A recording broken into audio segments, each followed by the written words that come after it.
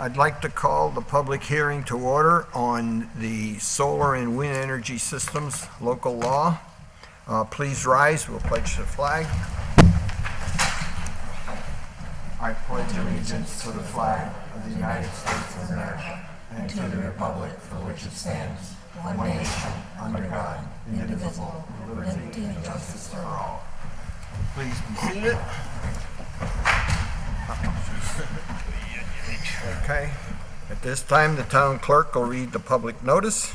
Please take notice that the Town of Clinton will hold a public hearing on Tuesday, May 14th, 2019, at the Town of Clinton Town Hall, 1215 Center Road, Rhinebeck, Town of Clinton, New York, at 6:15 p.m. prevailing time or as soon thereafter as the matter is reached on the agenda concerning proposed local law 3 of 2019 entitled Solar and Wind Energy Systems Law pursuant to Article 16 of the New York Town Law. This local law will take effect immediately upon filing with the Secretary of State. Complete copies of the proposed local law are available at the town clerk's office for inspection during regular business hours. All interested persons and citizens shall have an opportunity to be heard on said proposal at the date, time, and place aforesaid. Thank you. You're welcome. The process will be, we have a stand-up microphone here. Come on up, talk into the microphone. You don't converse with the audience, you converse with us. We just hear your comments. We'd like you to identify yourself by name and just your road, just so we know generally where people are from. Just raise your hand and we'll run through the process. Okay, here comes Judy. Judy Maelstrom, Browns Pond Road. I would like to say a few things about changing the zoning to include solar farms. As I work in the assessor's office, I know how many people are putting in solar arrays. They're usually wealthy people, and I don't see any of the low-income seniors doing it. It's very expensive even for them to, get a break, but they can't do it. So they're going to be taking up that slack when Central Hudson starts raising rates to cover people with solar. Those are the people who are going to have to suffer. So I'd like very much the only way they're going to get any use of solar is through a farm. And I think we should consider that very strongly. Thank you. Next person? Okay, come on up. Hi, my name is Jack Auspitz. I live on Fiddler's Bridge Road. I'm on the planning board. Some of us on the planning board just heard about this really yesterday, and I understand that the town board is amenable to leaving the hearing open so that we'll have an opportunity to discuss this and come back with comments at the next meeting. And I wanted to thank the board for that, and also to ask that the text of the statute, proposed law, is on the website. The appendices are not. And I'd like to ask that the appendices, which look like they relate to things like height and minimum lot size and important stuff like that, would also be put up on the website. Thank you. Anyone else? Way in the back. Russ? Sorry, I was thinking it was 6:30, and then I heard you on the TV. Regarding this solar thing, I just picked it up. I didn't have much time to go through it, and I heard the man mention the appendices. I said, where are they? And I don't know if I couldn't figure out how to get this on the computer if it was on there. But looking on page 2, well, actually not page 2, look at page 17. And 17 has a good phrase in there. This provision is not meant to be interpreted to prohibit the sale of excess power generated from wind energy system. I don't see that wording anywhere in the solar part. Maybe I missed it, but it should be in there too. More than in the wind. I think the wind is kind of not going to happen, but potentially the electric could, and you'd want to sell the excess back to Central Hudson or whoever your provider is. So I didn't see anything like that in there. I just made some quick notes as I was looking at this. On page 3, paragraph A, the equipment and the installation thereof must be reasonably regulated to the maximum degree possible. That seems to me like to be a contradiction on words. How can it be reasonably to the maximum degree? It sounds like, it just doesn't seem, it sounds like a conflict of words there. I mean, it'd either be reasonably regulated, or it's going to be regulated to the maximum degree, but not both. In that same page 3, number 10, avoid potential damage to adjacent properties from falling or flying debris. That sounds like it's dealing with the wind more than solar, you know, and you do have it covered in the wing, but I don't think anything's going to be flying off a solar panel. Page 4, DA1, solar panels on pitched roofs shall be installed with a maximum distance 12 inches between the roof surface and the highest point of the system. The angle of the solar panel is important, and it depends a lot also upon the angle of the roof. Now, if you've got a roof with a low pitch or a high pitch, the angle of the solar panel to be perpendicular to the sun is going to have to be modified, and I think that making it a flat 12 inches is not necessarily conducive to getting the best solar panel. It'd be adjusted to get the best angle from the direct rays of the sun. So I think that that might be a problem. And I did have here, where's Appendix 3? Where's Appendix 2?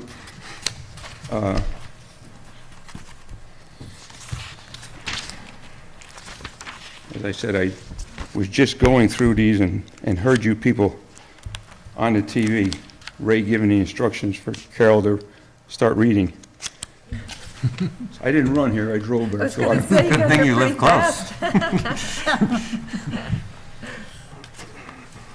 I'll have to read more slowly next time, Russ, to give you more time to arrive to our next. Page 12. In the middle, 2AB. Energy system applicants shall be required to. I put down here, is all this really necessary? Under B, I underlined, submit a screening and landscaping plan to show adequate measures to screen through landscaping, grading, or other means so that solar panels and solar energy equipment shall be minimized as reasonably practical from public roadways and adjacent properties. I don't find them that obtrusive to look at myself, so I look at it and say, you know, green energy. I'm sure there's another one I had marked here. Well, you can come back next time and we'll still be open, so give us a second verse. You might have missed that while driving. We are going to leave the public hearing open until next month. Oh, you are? Yes, Yeah. we are. So So Okay. you'll have a month to look at it if you want. Well, page 17, again, I think this is kind of, I don't foresee much in wind in this area, but you had E3, roof-mounted systems are prohibited, and I just put Y. And on page 18, C,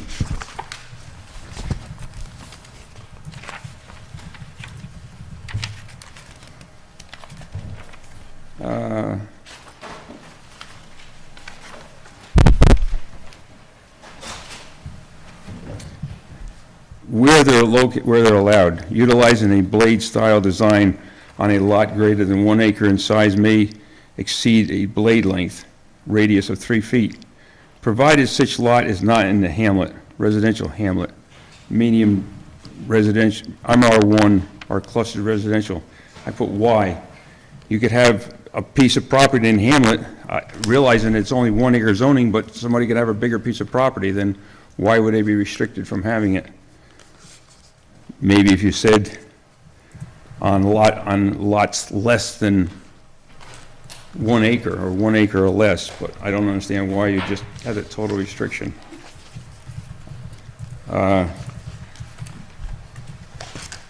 Page 19. Number 5. Planting used for screening shall be at least 6 feet in height and sufficient in width at the time of planting to obscure the wind energy system from adjacent properties. I assume you're going to have it on a tower of some height, and I think it's going to be difficult to screen it completely so that nobody can see it. And again, I don't have a problem with seeing these things, so these are just things I found real rapidly, so I guess I'll be back next month maybe to say the same thing unless you have a revised thing that I can look at and maybe not find so many things wrong. Thank you, Okay, sir. thank you. Next. Arlene. Hello, Arlene Campbell, Statsburg. Solar. I'm just more, I love energy, green, everybody loves it. I'm just concerned about the solar farm. I don't have a problem with it. I just think that we need to define it. Like page number 6, are we allowing this in all district? Like we have MR1, that's 1 acre hamlet. So let's say, we also need to define farm. So does it mean, is it for farm purposes? Is it for commercial? Who is it going to feed it to? You know, is it recognized by the ag and markets? Are they going to have a farm exemption? Or is it like a, what do you call this? Or a private or commercial? So anyway, so for instance, on page number 6, MR1, if we allow this on MR1, do we have a restriction, like how many panels, how many arrays? So imagine you're driving, let's say Center Road, anybody, a farm. I used to be getting people asking whether they could put a solar farm. How many panels? 100 panels, 200 panels. Imagine that scenario, 100 panels here, 200 panels there. It's a solar farm, but wow, it's the impact there, the visual. So I think we should really put into like screening away from everybody where nobody could see it, you know. The neighbor next door, do you want to live next to solar farm? It's like having a cell tower next to you. It affects the value of the property too. So page number 7, tree cutting. Are we going to limit clear cutting? What if somebody who bought 100 acres of land, I want to have a farm in here. Whoa, clear cut, put 200 panels there. So that's all. I mean, I'm not against it. I just think we really need to put all those clearly in the regulation. That's all. Anyone else?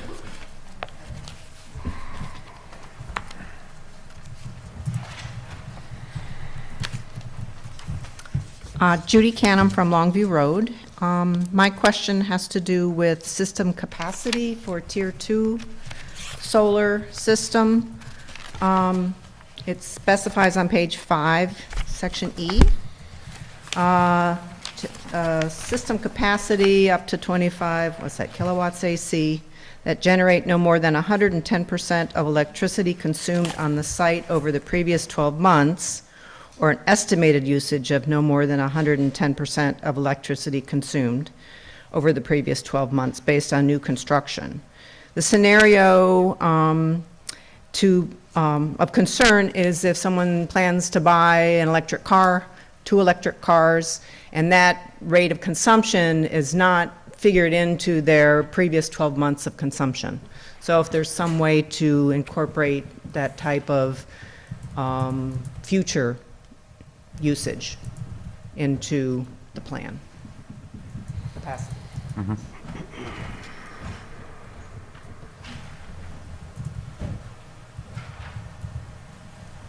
Come on up, Bob. Yeah. Oh, okay.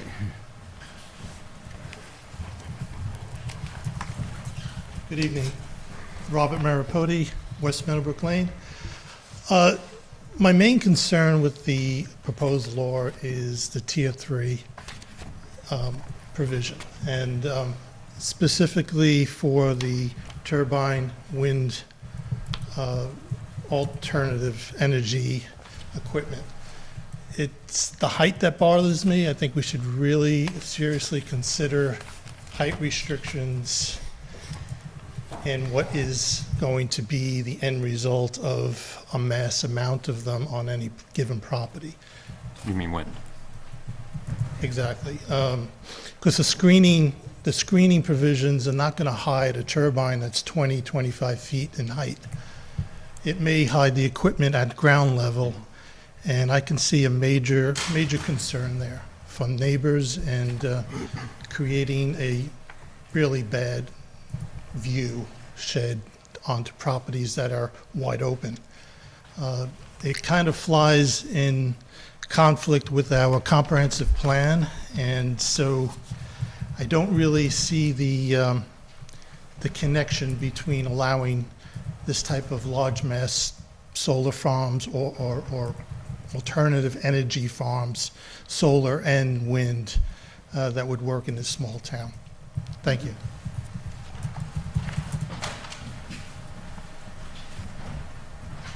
Come on up. I was wondering when you were going to come. Oh, well. Were you on watching TV too and had to run over like Russ? Rich Morse from Hollow Road. The website said 6:30, and so I didn't realize, so I'm sorry I'm late. So I don't know what other people have said, so if I repeat it, That's all right. I'm sorry. But there are several things about this. The law is in two parts, clearly.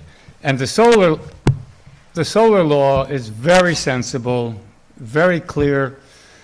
It allows small solar farms, which, if they get over 10 acres, then they go into a different category. Central Hudson won't accept them on the three-phase power. So you need to be near three-phase power, and something like 4 or 5 10-acre solar farms will feed this entire town of its electricity. Now, if you think about that, and all the towns were to do this, we could eliminate these stupid large overhead lines that we don't want and that are ugly. This law also, though, has the wind turbines, and that's the elephant in the room, because they are tall, they're ugly, and there's a lot of detriment to them.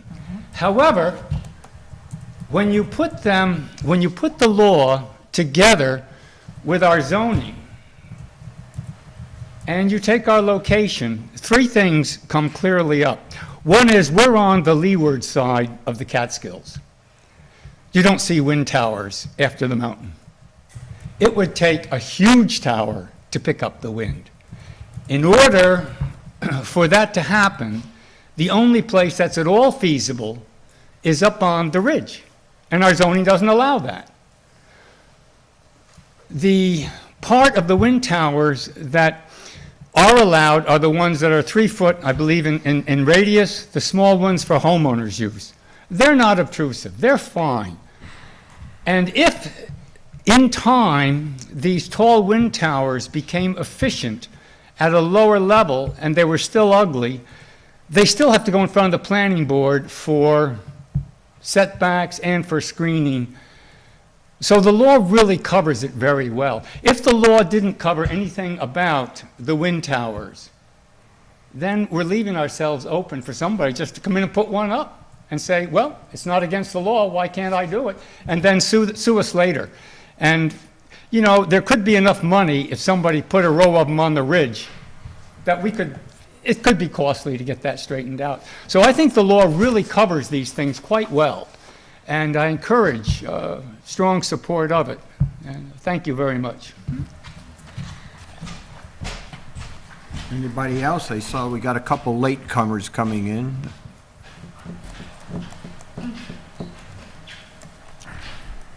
All done? Going once? Well, you received an email that I was CC'd on. Are you going to read that? Well, we were leaving this open, and I'm meeting with the planning board on the 21st, so I'd like to wait until the next public hearing. We're going to have another one next month on the same thing. We're not voting on it tonight. And Yeah, but I think you should read it so everybody else has an opportunity to hear it. I don't have it with me. Oh, I happen to have a copy. I don't know which one he's talking about.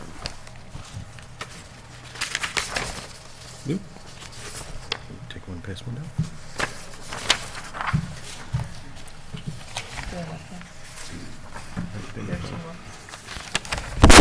Oh, here's another one. I don't know what happened to it. Two sheets, one sheet? It's 2 pages. The last one has 2 pages instead of 1. Yeah. The other one is on front and back. Oh, okay. You have 2 pages. Yeah, you got the same thing. Yeah, I mean, I'll read this. I will say, this was written to me and you and wasn't asked to be read at this meeting. It wasn't asked to be part of the public comments. I kind of feel like it was a personal email between us because we were discussing the issue. I'm fine with it. I'm going to meet with John anyway and talk it out with him. But this is from John Colagero, who is on the Zoning Board of Appeals. I'd like to make a comment or two. So he quotes an email that I had sent that says, "You will see that the current wind solar law in the books was left mostly unchanged. The biggest difference is the addition of Tier 3 solar systems. These are more commonly referred to as solar farms. The aim of this law is to allow those with larger parcels the ability to install large solar arrays." And then John continues, "I am sure that Dean will accurately summarize the work of the team trying to bring the law up to date. We wrestled with the percentage of overproduction allowed in Tier 1 and Tier 2 so as to avoid the overage from becoming an end in and of itself and thereby a commercial use in a residential area. We questioned ourselves constantly, why limit a safe, clean, friendly source of energy? This was a thorny issue. I recalled a recent ZBA case where a property owner sought a setback variance due to an installation error. The public turned out in great numbers to provide comment. Some demanded that the array be moved, some that it be forbidden altogether, and others that it was a great thing to see. I was taken aback by the passion displayed by the public on this case, which I refer to as the dueling environmentalists. The arrays were being seen as visual pollution by many, out of character in a rural historic area by others, and affront on a scenic road, and so on. Despite the owner's huge out-of-pocket expenditure, which will never be recovered in his lifetime, the ZBA heard comments like disgusting, offensive, overpowering, stress-producing, industrial poisoning, destructive to our quality of life, to quote a few. While some asserted that they would no longer walk down the road, others mentioned how forward-thinking the owner was to want to be off the menacing power grid. All of this commentary came from within a group identifying as green, but drove home the message that there are many shades. Add to this that one of the basic messages of the comprehensive plan is the desire of the residents to keep the town rural, agricultural, open, and close to, quote, as is, unquote, as possible. It took the patience of Job to come up with something about which everyone was at least a little bit unhappy. As far as Tier 3 goes, solar farms are a reality. To some, they are a thing of beauty, to others, a thing of the devil. Again, Dean can accurately summarize the revision team's thoughts and discussion. They are, however, clearly a commercial operation, and as such, will and should be limited to specific areas of our town. If they are allowed on larger parcels where other commercial uses are not, would the prohibition of other commercial uses prevail in a challenge? Personally, I wonder if they have existed for enough time to have accurate data on long-term effect on bird life as well as on other animal and plant species. There can be no doubt that they have covered viable farmland in other towns. Perhaps you might find some honest studies of their effects at this point, which did not exist when we started the revision. On this point, I wish you could call on Solomon, not so much Job. In the meantime, again, I trust Dean to fill in the board on the revision team's long considerations. With the law as proposed, a property owner wishing to be allowed more overage production for Tier 1 and Tier 2 can always go for a variance to the ZBA. Likewise, a Tier 3 applicant could get a public hearing before the planning board and a variance before the ZBA. This provides the residents an opportunity to comment on a specific case and its effect on our town. So, I mean, we took in many, many weeks, bringing in a lot of technical people, both from the solar industry and so on, and Elliot was there, and Elliot was the big proponent of even creating the law limiting the solar farms. And so the one thing that you had mentioned, and I have another, you can take one and pass one down, the thing that you had sold at the last meeting was that this was a way for people not using their farms, an opportunity to at least make some money on it. So I emailed Ag Markets, and I asked them what's their opinion on it. So this Robert Summers, the managing for the farm unit, wrote back and said, the taxation and finance administrator of the agricultural assessment program, and their position on this, when agricultural land is converted to solar facilities, it is now used commercial. Even with the co-use of sheep grazing and bee farming, it's considered a commercial use and conversion of agricultural land to non-farm uses. The land may also be subject to conversion payments if it receives an agricultural assessment. And so, in essence, if someone did this and had a farm that they weren't farming on in intent to lower their cost, they may see actually a cost increase because now they're going to be taken out of their exemption that they're getting for farming. If they were not farming on it, as you just said, they should not be getting the exemption for farming on it to begin True, with. but they, as far as what your alternative was, as far as getting some money for them not farming, is to lease out their lands to other farmers. And I also looked into Ag and Markets as well. So say it was a 100-acre parcel, and they put a 5-acre solar farm in, the conversion would only be 1/20th of their land. So they would have conversion payments of only 1/20th. 95% of their land would still be considered under Ag and Markets. So, I mean, So the concern that we've heard, and I've gotten other emails, or phone calls actually, and the one email that you just read, was that this is now being applied throughout the whole town, and it's really a commercial use, and it should be identified as a commercial use and limited in those areas where we allow commercial use. so do we limit bed and breakfasts to only commercial areas? Well, bed and breakfast is different, because that's an in-home owner allowing someone to come in, and if you want to regulate that, so be it. But when we get to Airbnbs, that's going to be another, topic of discussion as well. I'm just talking about this for right now. But we should limit commercial areas to commercial areas, commercial uses. So that's been my point. I would like to just quickly bring up, since we're talking now, several comments brought up the wind portion of this law.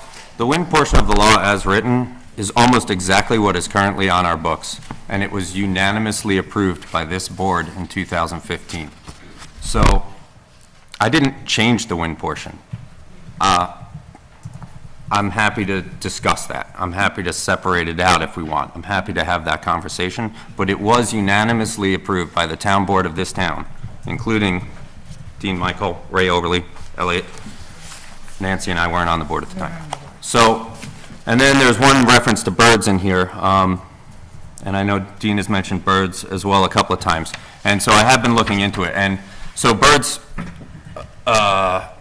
there were concerns about, it's a strange term, the incineration of birds. It has happened in those systems where, and it is a problem, but it's happened in those systems out in the desert where they put up like 25 acres of thousands of mirrors in a circle and they're pointing towards one tower. The birds fly through the rays that are being reflected towards the tower, and yeah, they incinerate in the air.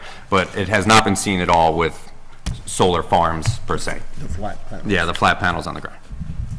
So it's something to take into account. Okay. Anybody else? Okay, we'll get closing this thing. Therefore, being no more comments, I make a motion to hold the public hearing open until June 11th, 2019 at 6:15 PM for the inclusion of additional testimony. Is there a second? Second. All in favor? Aye. Motion carried. That's the regular time that we hold a town board meeting. That's the second Tuesday of the month. I make a motion to adjourn the public hearing. Is there a second? Second. All in favor? Aye. Motion carried.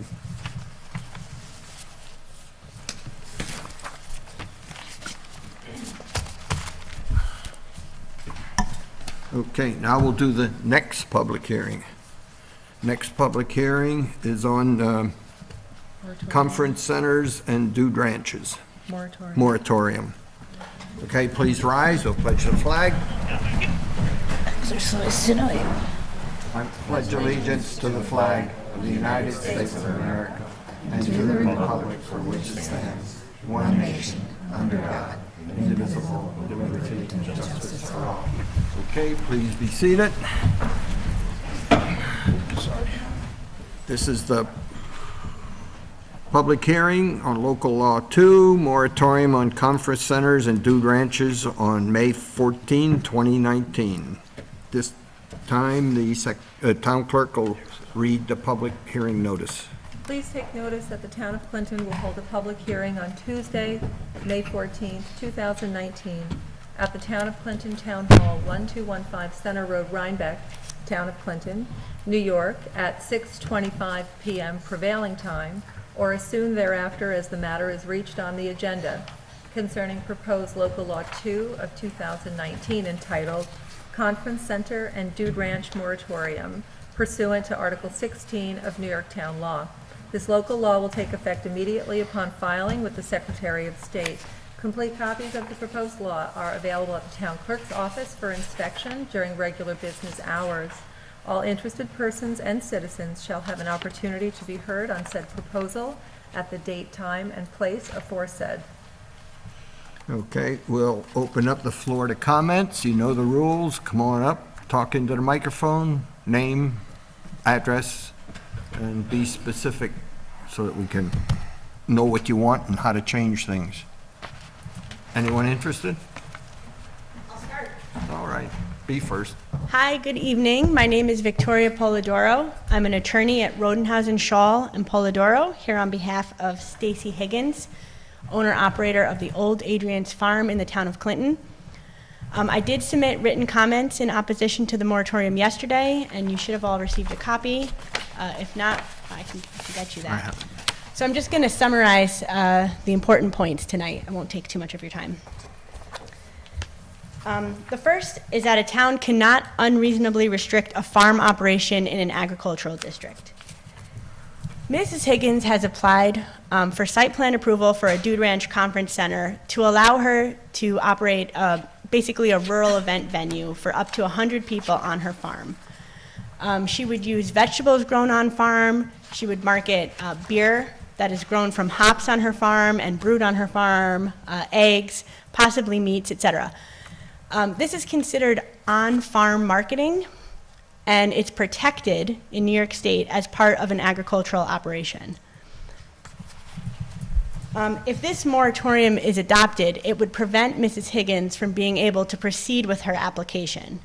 She'd have to wait till the moratorium was over and possibly new zoning adopted before she could move forward with this on-farm marketing event venue.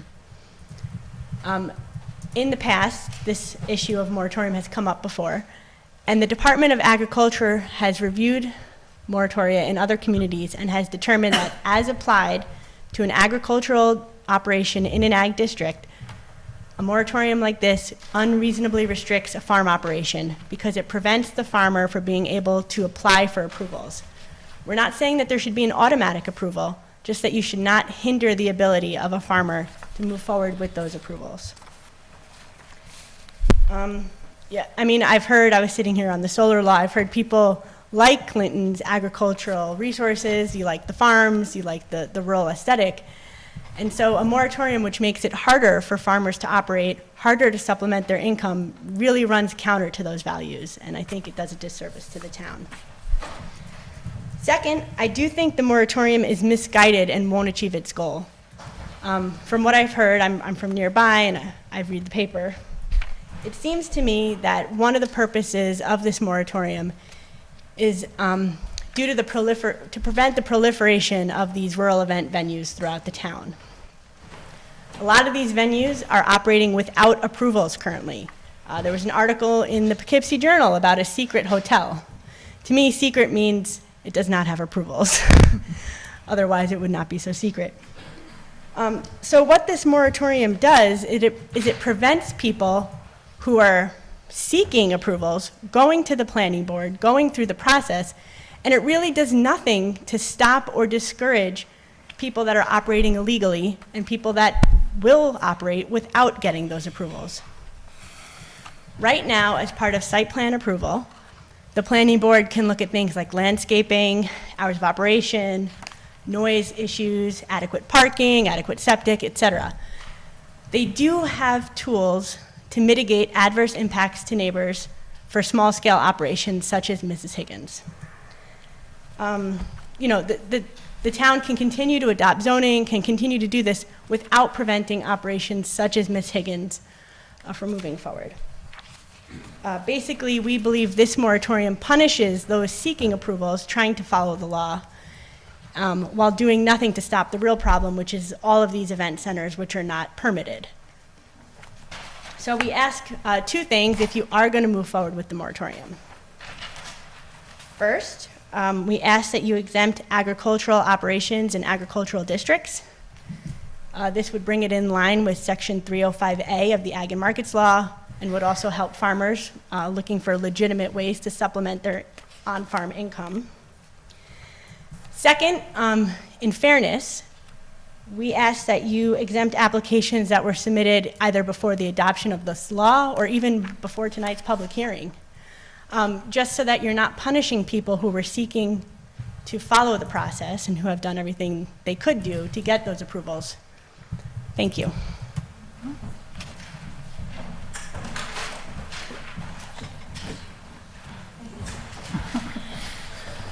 Anyone else? Okay. Hi, my name is Samantha Kuhn. Stacy Higgins is my mom and business partner. I live at 175 Clinton Corners Road in Salt Point, and I'm here tonight representing Old Adrian's Farm.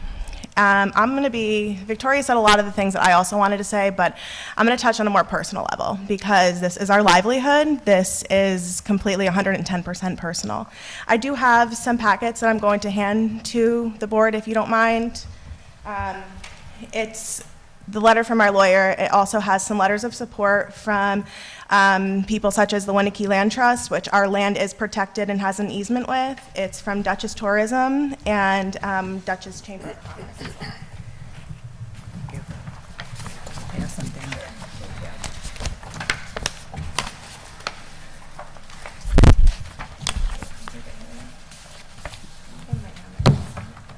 Yeah, I did one. Sure thing. Thank you. Want me to dance? Okay, Okay, so I want to ask the board today what your last meal was, and when it was, and if you, and more importantly, know where it came from. This afternoon, me and my 3 children, we stood in the house, and we have a small miniature hydroponic system that we built and maintained, and she did for her science fair this year. We have grown and experimented a variety of vegetables over the winter months, and she is well aware of the importance of agriculture, and she's aware of the importance of knowing where your food comes from. And if all kids were given the opportunity as she is, I feel like this world would be a much better place. I want to know if my elected officials up here know what percentage of our town is in agricultural use, because it's 36%, which is almost half of our town, and it's 8,800 acres designated to farming and agriculture. Old Adrian's Farm, we're a 135-acre, 100% women-owned and operated farm and business. We're a farm first and foremost, which I've been hearing rumors of the town telling us that we are not a farm, and that's another issue. We quite literally took a dollar and a dream and followed all Americans' aspiration. We sustain a large vegetable garden. We process animals. We have a pick-your-own flower garden. We make hay and have a total of 4 acres of hops and winter barley, which will all be turned around and used in each event held on our farm. Our beer will be made in our small tap room and be served to the public, giving everyone the true definition of farm to table. Our land is protected by the Winnicke Land Trust and under an easement that dates back to March 2010, all of which their guidelines we have and will continue to follow. Unfortunately, in today's day and age, farming alone is not a sustainable means to support a large plot of land, a family, which comes first, and business, which is why New York State Ag and Markets recognizes the use of other on-site activities such as weddings, parties, and special events in such instances where the products are coming directly from the farm. With our support of our neighbors, friends, colleagues, local Chamber of Commerce, Dutchess Tourism, we ask and urge you not to pass tonight's moratorium, or we ask that Us and others who bring growth and sustainability into our town by hosting such events are grandfathered into said moratorium and are not affected by tonight's ruling. And I thank you guys for giving me the time. Thank you.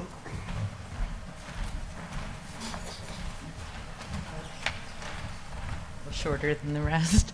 My name is Victoria Oppenheim. I live on Old North Anson Way. So first and foremost, my father, who is still on the planning and zoning boards down in Westchester, so I thank you for your service and I respect what you do. And I know sometimes people come in and they're a little combative and, you know, it's definitely sometimes seems unappreciated. And I remember my dad getting all the packages, you know, with what he has to go over. So I first and foremost thank you. I know what you're going through. So I just wanted to touch on what Samantha said. I met Samantha when our children were in nursery school. I quickly gained a huge amount of respect for her. I've, you know, been around the country and been around the world, and I've worked, you know, with some really hard workers and leading names and household names, and I have to say that I have had such a tremendous amount of respect for her. She's a single mom to 3 children, 3 wonderful children. She coaches the T-ball team that our kids are on, and she has a lot of patience, trust me. And she works so hard, and she puts every bit of her being, her heart, her soul, her brain into everything that she does, along with her mother, obviously. I personally moved up here because we love the open space and the history of Dutchess County in and of itself.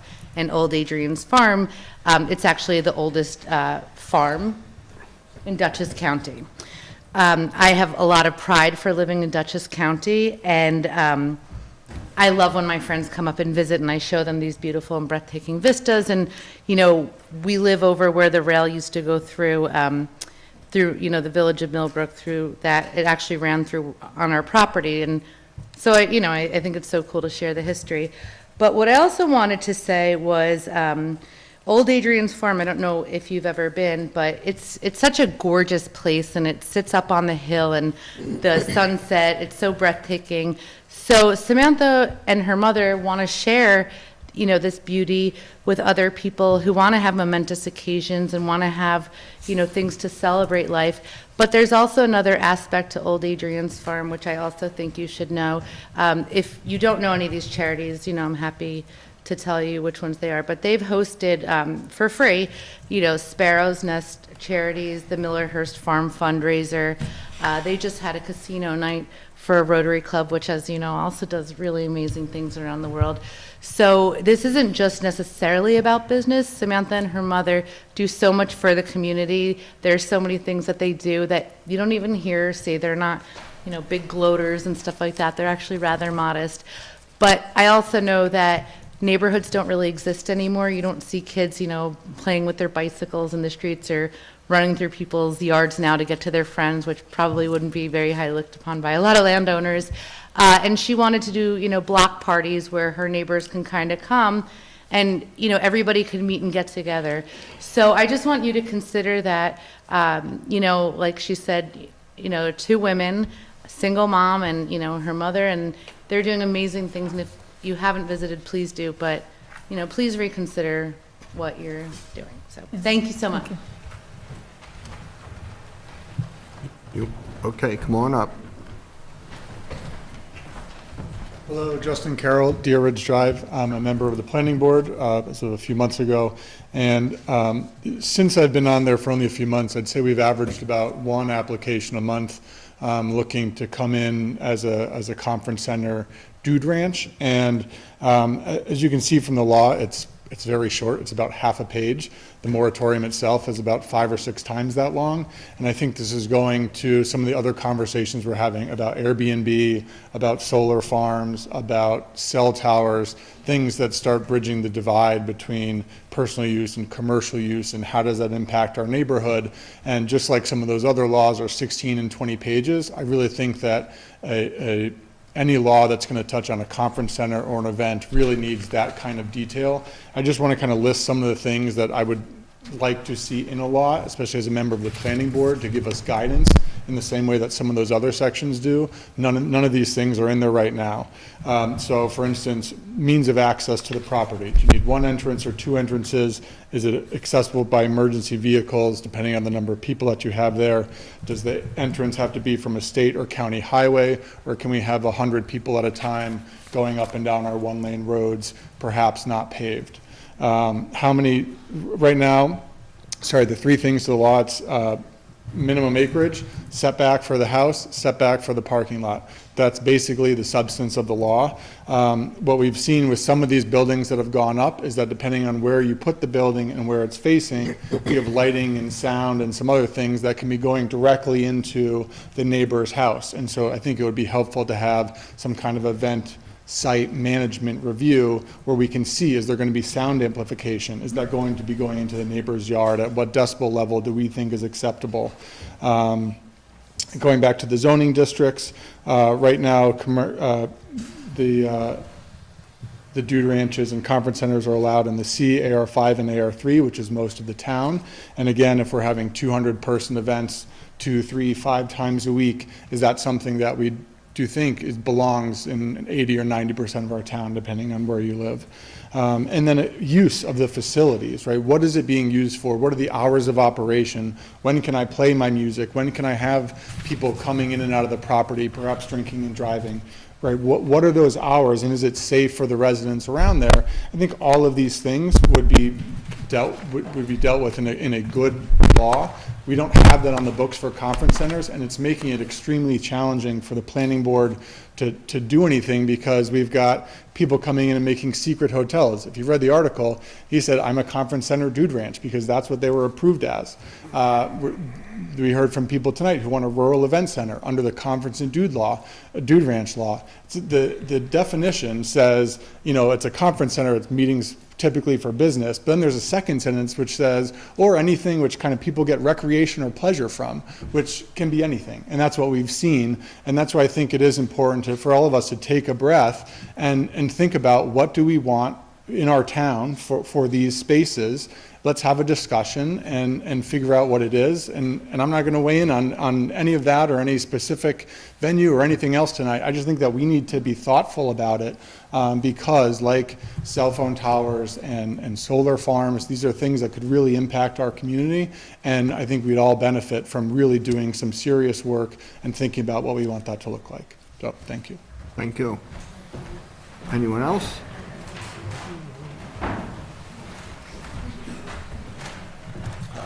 I'm still Jack Auspitz, and I still live on Fiddler's Ridge Road. And I just want to follow up on what Justin said. And I want to be clear, I'm just speaking as an individual and not as a member of the planning board. I don't want to talk about any particular site that may be before the planning board now or in the future. But as Justin indicated, these are hard problems, especially when you get beyond a conference center in quotes, as however that may be defined in our zoning law, and you start talking about event spaces. And I'm aware that the town board is giving some thought to events and how we should deal with those. And it just seems to me logical that nobody would want to get approved for a conference and then find that they have to go through the process all over again and maybe make major changes if they want to hold something that's defined as an event and is permissible, but it's not a conference. And there could, by the time we get through with all of this, be very different rules that apply to these various categories. So it seems to me that with hard problems like this, we should try and deal with them as comprehensively as we can and come up with one set of rules that will govern everybody, and that people who own property and want to use it for these purposes, neighbors who live nearby, all the rest of us will have a clear set of guidelines that are thought out and we can follow, and we won't be going piecemeal saying, okay, you can be a conference center today, but if you want to hold a wedding, come back in a few months when we get that organized, because things that are not expressly authorized by the zoning code are not permitted. So if weddings are not covered, they're not permitted. So we should do it all at once logically, and that, I think, is why the moratorium makes sense. Thank you.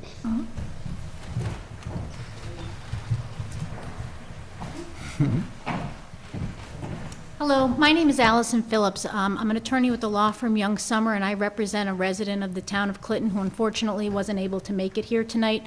His name is Stephen Simcock, and he lives at 162 Rimpf Road off Hollow Road. I'm here because my client lives next door to a property that has traditionally been devoted to agricultural use, but has since expressed an intention or a desire to offer their property for wedding events and, event space in general. Kind of following up on what the planning board member had said previously, I'm going to give a personal kind of aspect to that. He purchased his property with the intent to invest in that property and ultimately to make it his retirement home. He's adjacent to an agricultural use and lives in an agricultural district and was what drew him to the area. But when that use had actually come into the town to develop what were described as new buildings to use in connection with the farm use, because it was an agricultural use, it didn't go through a site plan review. The regulations of ag and markets were cited, and it was expressed that the buildings were going to be used for wine tasting, for direct marketing, and that may have been the intent at the time. But those very same buildings, then the intent could be to use them as part of this wedding venue event space. And because that use didn't go through a site plan review, the building is directly adjacent to my client's property line. So naturally, it raises concerns like were referenced if there are going to be outside amplification of music, lights, repeated, frequent, large-scale events. That is a concern to an adjacent property owner, and because we don't have regulations on the books to ensure that that use isn't going to result in an adverse impact on adjacent neighbors or the larger neighborhood, it does cause concern. That's why, I'd like to thank the board for being proactive into taking a comprehensive look at not only the Dude Ranch and convention center definitions in the zoning code, but these events in general, which are becoming more and more common in our rural communities in upstate New York. The ag and markets regulations do not prevent local governments from imposing regulation. They look at the intensity of the use proposed, the frequency of the events proposed, how it is related to the direct marketing of their projects, and you do have products. You do have the ability to use your tools, site plan review, special use permit, to ensure that those uses do not result in adverse impacts, to ensure that the property is designed in a manner that will not result in those impacts. So we encourage the planning board to work with ag and markets, the town board to work with ag and markets, and really to develop standards if these uses are going to be permitted.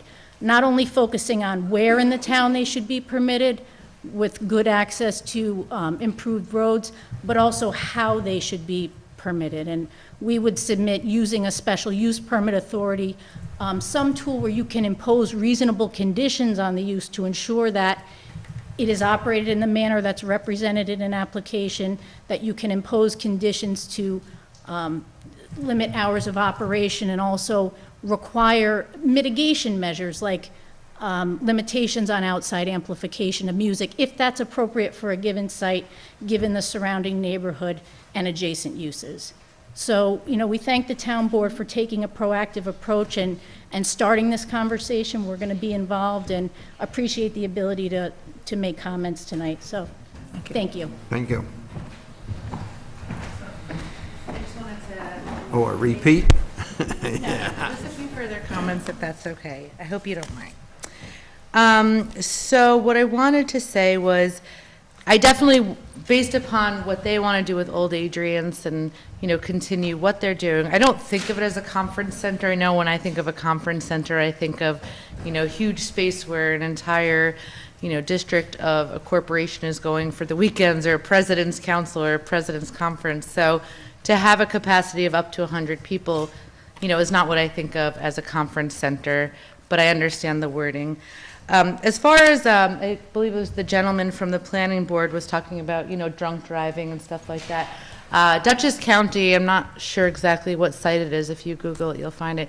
Is actually one of, has the highest percentage of drunk drivers. I think it's the top 3, one of the top 3 counties. So I can't imagine that having a wedding or a child's birthday party with 100 people or under is really going to actually make that statistic go that much higher. I mean, I'm not saying it's okay, but I can't imagine that it's going to bring in any more trouble than our county already has. I think actually it, brings about nice things. And I know where we live, so we're actually Stamfordville. I apologize. We have a lot of out-of-work farmers around where we live. My husband and I, have a lot of farmers come to our house and maybe do some work that perhaps here I can do, but, we have limited time because so many farmers are out of work based upon that people can get things on the internet delivered to their house from a grocery store in an hour, whatever you have. But Old Adrian's Farm, their events, not only are they selling their own stuff, but they're hiring local people to help them be able to grow these things and take care of it. And also when people come to do events at their farm, those are a lot of local companies. So they're creating jobs and they're creating honest, hardworking opportunities for people that need that. I mean, our communities, there is a lot of poverty based upon, the statistics and people that are out of work. So I can't imagine that creating more jobs, in a nice atmosphere, in a local atmosphere, wouldn't, be a positive. And then the other thing is, I should have brought my own piece of paper. I think that was where I was really going, but, I did want to say that the local farmers and the local, look at Millbrook Winery. I mean, that's actually right in our neighborhood. They support the the big school fundraiser for the Millbrook schools. They host it. I mean, I personally haven't had a problem with anyone coming in and out of there. Does it have more cars? Sure. But it's also along the Shunpike, which is a major road for where we live, as well as, they're right off a major road. So I can't imagine that the first house on the left, which is where Old Adrian's Farm is off a main road, is really going to bring that much more traffic to a neighborhood that already has a main road 30 feet down. So that's all I want to say. Okay, thank you.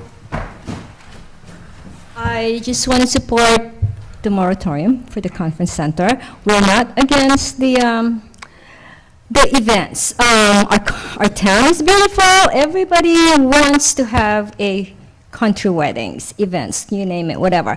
We're not stopping them. We just want to really define the law right now. This way everything is in place because, just like we said, everybody wants to go under the conference center, the Dudran, so that's the reason why we're doing the moratorium, and I think we should. That's my opinion. This way we could address and focus on the wedding events law or whatever events. Thank you.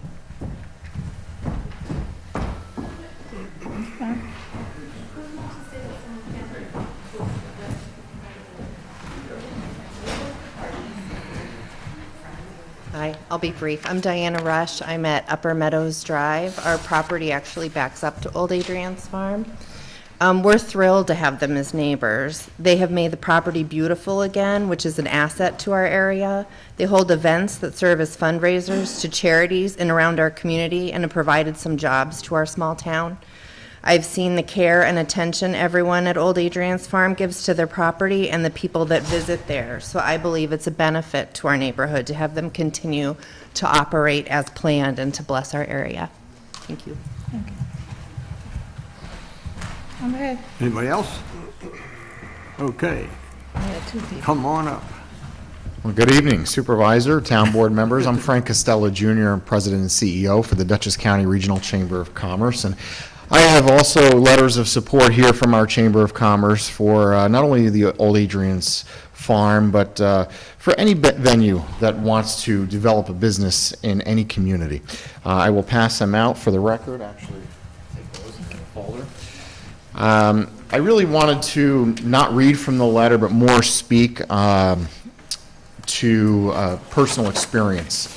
Having been on that farm many times as a child in its heyday, my father was very good friends with the Adrian's family, And over the last 20 years, the place fell apart.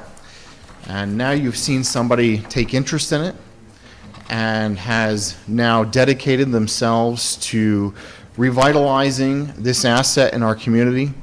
Agritourism sometimes is the only way to preserve property in our community. So please keep that in mind. While I understand you need to regulate certainly event spaces and have a common code in the law, please keep in mind that to preserve our open space, the only way to do that sometimes is agritourism. And I know that firsthand because I was part of a business that took a 1700s farm, and the only way to save it was to create it into agritourism destination.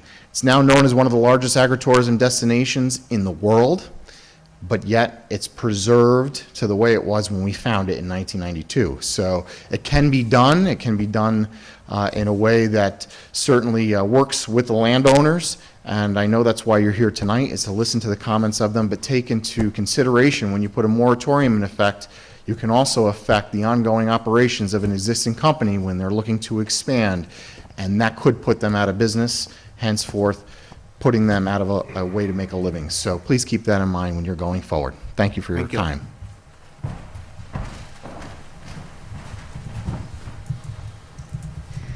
My name is Jeannie Stark. I live on Center Road. I am also a business owner in the town of Rhinebeck. I own Hudson Valley Ceremonies, which is a wedding planning business. I've been in business for 25 years. My company does anywhere between 225 to 250 weddings a year. I have seen an incredible decrease in this area for weddings. And they're going to Beacon, they're going to Hudson, they're going across the river. I employ over 100 people. So the economic effect on this entire region has a trickle-down effect, because when I go ahead and employ someone and a wedding goes ahead and pays them, they're paying for something local. They're going to the farmers markets, they're going to Tops, they're going to Stewart's. Hopefully someday they'll go back to Schultzville store. But you need to understand that we are a major wedding hub. And I know it sounds scary, but it's not. We as wedding planners in this area take very, very hard consideration when it comes to what's going on around a wedding venue. We are employing school bus drivers to go ahead and drive the guests to the venue so that they don't drink and drive. These guests are going ahead and spending an enormous amount of money in your fellow communities. Rhinebeck is being hit enormously. Just to give you an idea, over the past 25 years, I typically would have done anywhere between 20 to 25 weddings in Rhinebeck. I have one. I have 42 in Hudson alone. I have 15 in Beacon. And don't even get me to the other side of the river, because there are a lot. And these people from the city, and it's not, I feel bad, but it's not the locals. The people from the city are dropping $80,000 to $200,000 per wedding per weekend. They are not only just going to the venues, they're going to the restaurants, the stores, the antique shops, the farmers markets, the farms themselves, and they're going to all the historic locations that are here in the Hudson Valley. It is generating tourism, because the people who come here for a wedding are all of a sudden saying, whoa, we had no idea this was here. You're a train ride away? Wow.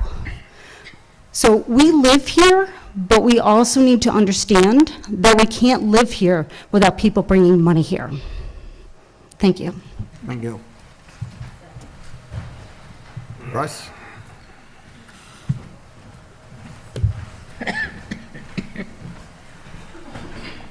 Russ Tompkins, Schultzville. I'll have to admit, after listening to everybody here talk tonight, I came here to begin with, obviously, against this moratorium. But I'll read something. The definition of conference center, I think this needs to be tweaked a little bit. Establishment used for business, for professional conferences and seminars, often with rooms for lodging, eating, and recreational activities, also an establishment which attracts clients principally for recreational or health activities. I never thought of a wedding as being recreational, and I don't think it's a health activity, especially after a few years you're married, you might realize that it's not necessarily best for you. But I think that conference center definition needs to be tweaked, you know? And the gentleman that came from the planning board, I can see their viewpoint too. You know, hours, noise, things like that, what's needed so that they can cover their project. I, for one, I don't mean to insult you, man, but I don't really want tourism here, and I hope to have more people stay away. But that's just my feeling. I think Rhinebeck has been destroyed. I go up there and I don't know anybody anymore. So I'll be happy. But I do think that our proposed law, which I have in front of me, which is not a half page, it's a page and a half. That's the new one. I looked at it and said, God, this is way too restrictive. But there's points that aren't covered in it. There's points that aren't covered, like hours and stuff. Right. I put down here, where can you host a wedding? To me, the conference center isn't a wedding. It doesn't fall under this, you know? Can I clarify? Sure. Save Russell, okay. This is only a moratorium. That's all it is. We are in the process of developing a more comprehensive law that will deal with events, which will include weddings, parties, all other events, including conferences.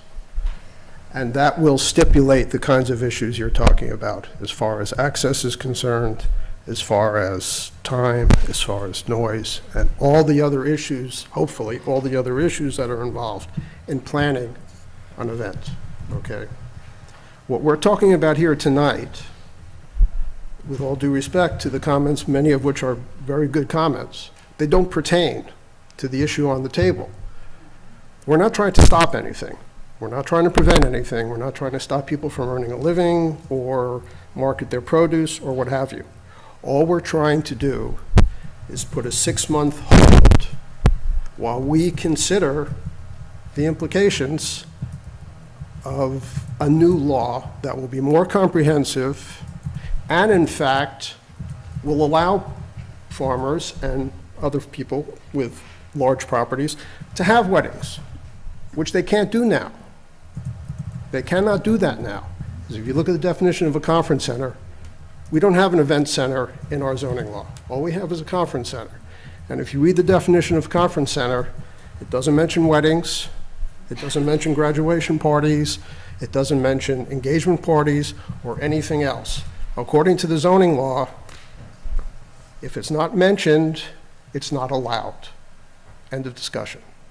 What we are trying to do is to create a law that will allow these things under a reasonable parameters that will make sure that events do not restrict or, intrude on the neighbors or the neighboring properties. And so all the comments that are coming up here are very useful comments, but not for tonight, not for the discussion we're having here. It's a separate issue. So I don't know if that answers your question. Well, like I said, I mean, I looked at this is the proposed zoning, which we're all aware of. What are you referring to there? 25045, Conference Center, and Dude Ranches, which has been crossed out. That's what's there now. That's not proposed, that's existing. Well, there's a lot in red. That's existing, yes. Red is proposed. But what we're going to do is take that and go a step further to make it even more comprehensive than what's here. So Well, don't we even look at didn't that. cover this. This No, was we supposed to be done We didn't do Thursday it. night. Because we're in the process of trying to come up with what I hope will be a better law. And so when this issue came up for discussion at the zoning workshop last week or the week before, I said, why don't we wait until we have something more concrete to talk about? And the board agreed. And that's why we skipped it. That's why we didn't talk about it. Well, like I said, just for the benefit of the audience, I've been flipping back and forth here because their comments have been very good, pro and con, both sides. I know the Adrians farm. I knew the Adrianses. I knew the old man and the old lady and John and Warren, their sons, okay? I go back many years. We used to go over there and play cards, my mother, you know? I do find some things here, obviously, I hope you're gonna address this. It says that the lot shall have not less than 150 feet on a state or county highway. Well, that's kind of exclusive. Somebody doesn't fall on those two pieces of property, two highways, they're out of the luck, you know? SOL, we used to say, you know? So I don't know where I stand tonight. These people had some great comments. I feel sorry for these people to have the Adrian's farm. I don't know what their status is at this time, just as I don't know the status of the front page paper calling it the Dutchess, which was the old High Cure farm. He evidently didn't like it there too much. He committed suicide many years ago. So, I'm not sure there was a cause and effect there. But no, probably, I think he had health issues. I hope. But that was written up, I'm sure everybody saw it, the front page of the paper, saying they have this high-class chef there who's been other places, and they pick their own stuff and do it. I hope they're doing it legally, because it sounds like a perfect venue back in all by itself, you know? So you have a difficult task here, deciding whether you're going to do this or not, but I think comments from both sides have been very well presented.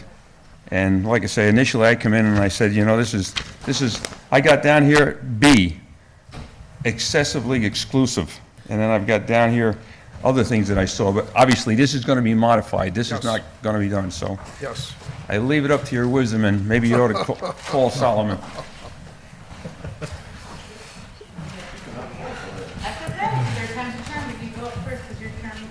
Russ Bonk, Bull's Head Road. I thought another old crotchety Russ would follow the first crotchety Russ. I think a moratorium is a fancy word for shutting folks down for 6 months with a revenue and an income, and that's not fair. We're talking about a farm. We're not talking about a conference center or a dude ranch. The old Adrian's farm is indeed one of the oldest, if not, I believe, the oldest farm in the county and probably in the area. So think about the moratorium. No one's telling them they can't farm. They can farm. Well, they can continue doing whatever they've been doing. Right. And I believe weddings should be included in that. But that's the issue. That's the issue. No one's telling them they can't farm. But they don't have a permit. They don't have a special use permit from the town to run to run a conference center, which is what we allow. The other things are not allowed. I mean, we have to change the zoning law, and that's what we're doing. But until that day comes, if you start running wedding events on your property, the zoning officer has determined that you're in violation of the zoning law. I'm not saying that's right or wrong, but that's his interpretation of the law as it reads today, and that's what we have to work with. I've been to many weddings out in the woods with 10 people present. So a wedding, for the town board to now start defining what a wedding is, is ludicrous. No, that's not the issue. That's not the issue. I just wanted to make the point about you're cutting off their You can have a wedding on your livelihood. property, it's not an issue. The issue is people who are doing it for commercial purposes. Right. That's the. Well, hopefully wise heads will prevail here. Hopefully, yes. Not her again. All right, let's see if there's somebody else now. You've been up enough times. I think so. Well, You've been up Anybody else twice. want to speak? Anybody else want to speak? Yeah, okay. Just hold off here. I just want to know who's going to pay for their bills for the next 6 months. You can. Hi, I'm Kyla Hart from 188 Schultz Hill Road. Thank you for all that you do. And I do appreciate you clarifying and the thoughtfulness that you're going to be giving to this issue going forward. It seems to me, sort of calling a spade a shovel, as we are really talking about rural events. I don't think there's a lot. It seems to me like there's ill-planned development of conference centers and dude ranches. I really wonder how many conference centers and dude ranches really are popping up all of a sudden that you need 6 months on a whole to, we're really talking about events, and it seems to me like. Zoning law does not say that. Right, I And that's what recognize that. And the new law will state Exactly, and I think that's just great that you're addressing it. And I just want to support other people that have said it and come up and say it in maybe my own way, that, we are, it seems to me like everything I've heard tonight really in the throes of big evolution, everything from, and it hurts to evolve, it's painful, and solar panels are a wonderful thing, and they can be an eyesore to certain people, and there's that back and forth, and I think this is happening with the commercialization of people out of their homes and their farms. Wi-Fi has made it really possible for so many people to work out of their homes and actually commercialize their home, in essence. And so tradespeople work out of their homes. So farmers are really struggling, and I think it is really a wonderful thing that they can actually maybe make some money on having events on their land. Like, what a wonderful thing for them. It was, I don't know when I read it. It was a few years back when barns started eclipsing country clubs for weddings. And it was just like, what a great thing that someone could use an old structure and make some people really happy, that wanted to celebrate their marital bliss in that structure, and to be able to help pay taxes and amortize. Listen, we all love the special place where we live, the fields, the woods, the open space. Open space is expensive, and it's got to get paid for. It'd be really wonderful if people that were in the ag and did farm had the ability to also, to Jean's point as well, hire locals. There's a lot of money that gets made for stylists, hair, makeup. There's food prep, there's food service. There's a huge economy, and I think there has to be limits to it. No question. You cannot be in the face of adjacent neighbors and be bothering them unless you make arrangements with them ahead of time. Maybe that can be done, maybe it can't. But I do feel like there is a right that farmers have and people that have land to keep the open space to be able to afford it. Thanks. Thank you. Bob? Anybody else now? We're just trying to get a count. Then we get back to Hotchkiss there. Okay, go ahead, Bob. For those of you who don't know me, I'm the new zoning administrator, and I'm getting the impression that Adrian's Farm has a feeling that the town is some way against them and trying to prevent them from doing their business. And that's not the case here. I just received your application this morning on your site plan review. And well, I was also on the planning board, and when you came in front of our planning board.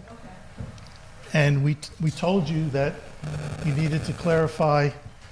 Well, Bob, this is not the format to do that, so. Well, I'm just, I'm sitting here listening to them and people supporting them, and I support them, and the town supports what they want to do. And it seems like they think we're trying to shut them down, and we're not. That's all. And we will review their application and process it properly. That's all. Thank you. Thank you. Thanks. Just some quick follow-up points. Name so we can Victoria remember. Polidoro.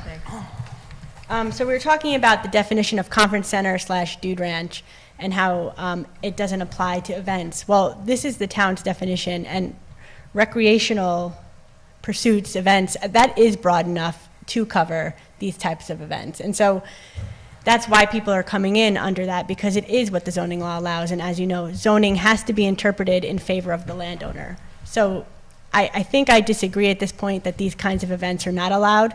They might not be well regulated, and I understand the town's desire to regulate them more. But you have to understand that this moratorium would stop people from pursuing approval for those types of events. Secondly, I did hear one of the trustees say that, or the board members say that this was not to stop agricultural activities, this was to stop commercial activities.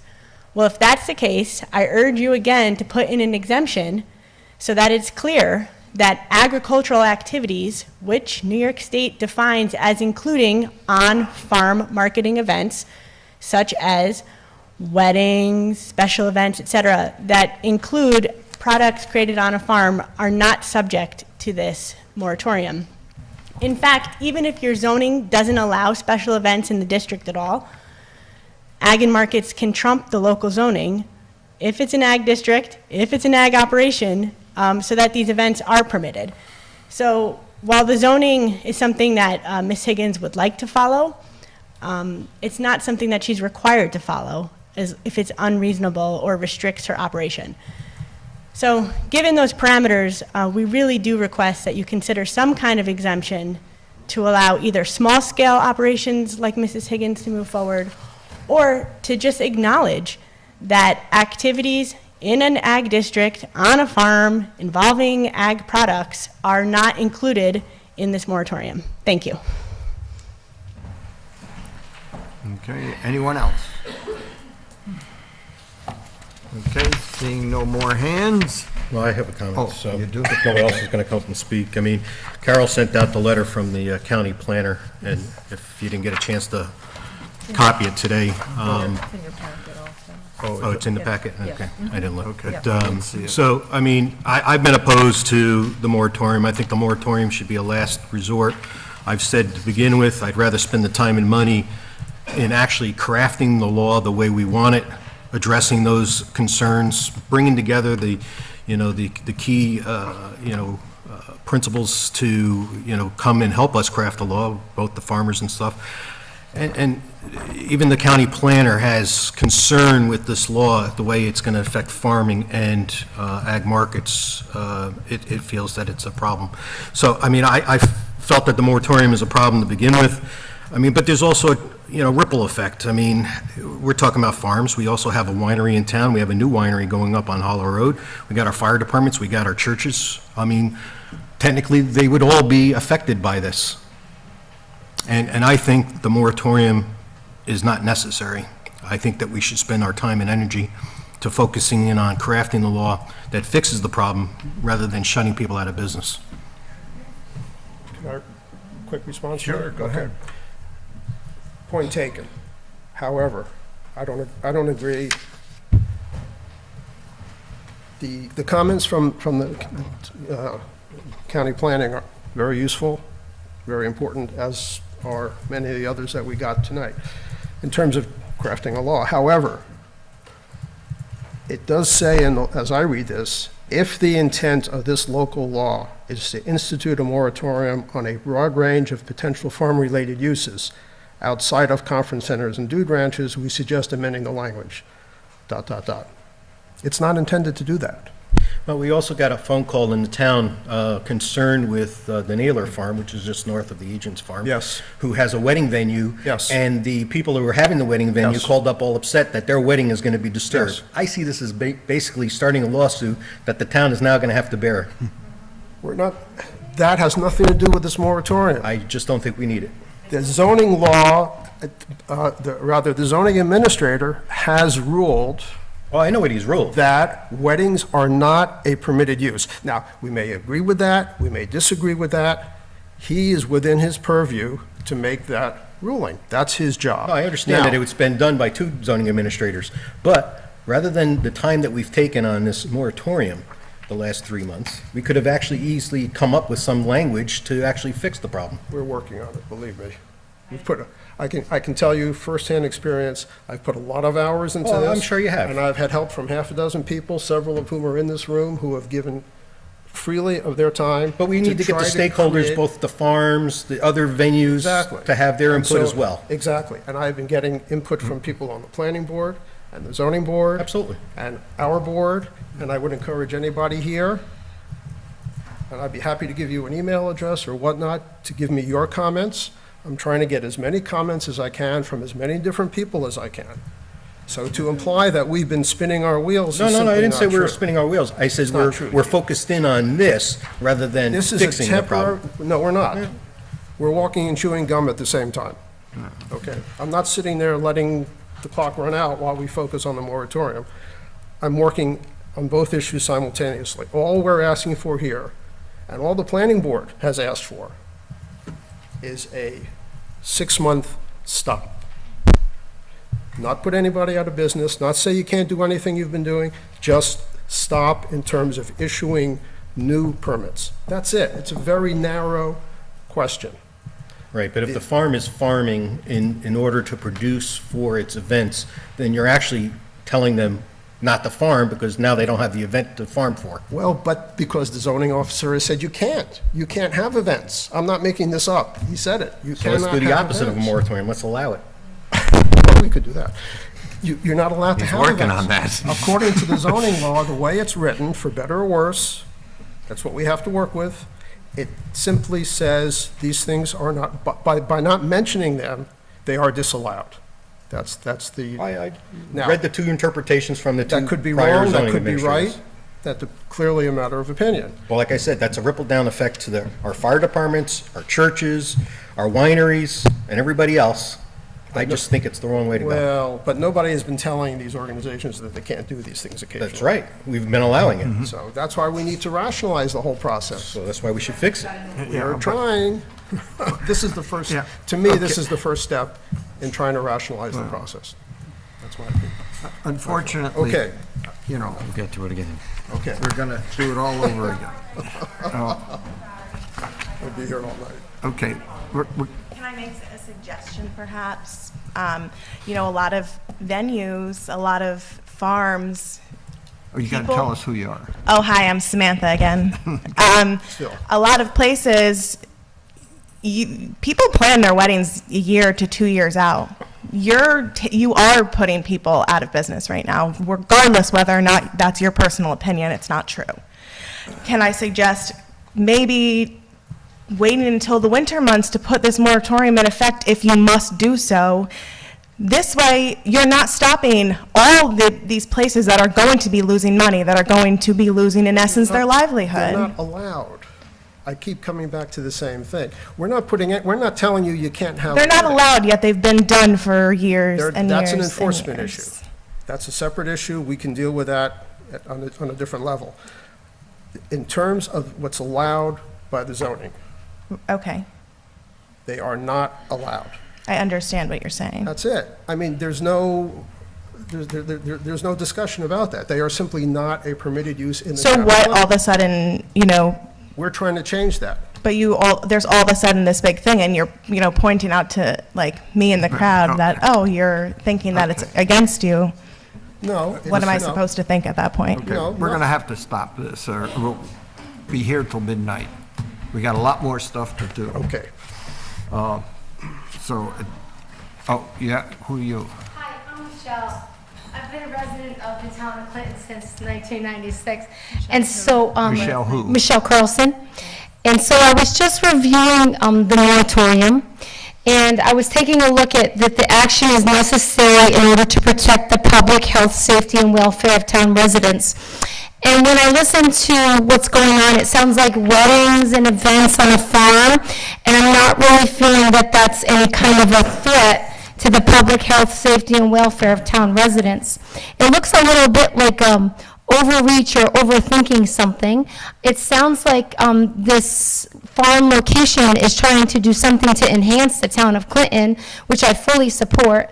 And I do agree that the farmers are really struggling right now, really struggling. So anything we can do to support them and facilitate that open space and continue to support the farms, I think should be embraced. Maybe they're doing something that on the books for 20 years shouldn't have been going on, but to have an event in a location, I'm not really seeing that as a threat to the public health, safety, and welfare of town residents. Thank you. Okay, thank you. Okay, I'm going to close it now, just so we can keep going.